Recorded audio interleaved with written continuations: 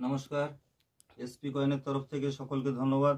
আর আজ বেশ কিছু কয়েন সম্পর্কে আপনাদের জানাবো, যেখানে থাকছে 5 পয়সা, 10 পয়সা, 20 পয়সা।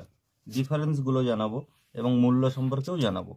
তো এই ধরনের যে 5 পয়সা বা 10 পয়সা যেগুলো একটু রুপোলি কালার আছে, এগুলোকে বলা হয় কপার নিকেল।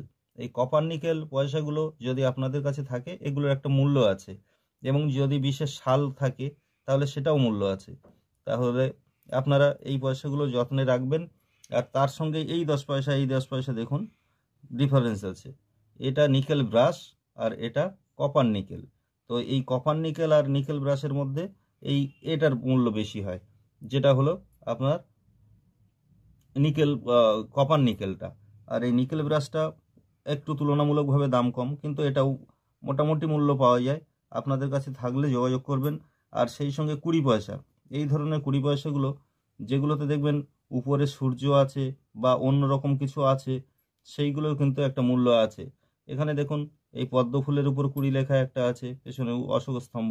আরেকটা দেখুন, অশোক স্তম্ভ, উল্টো দিকে আছে মহাত্মা গান্ধী।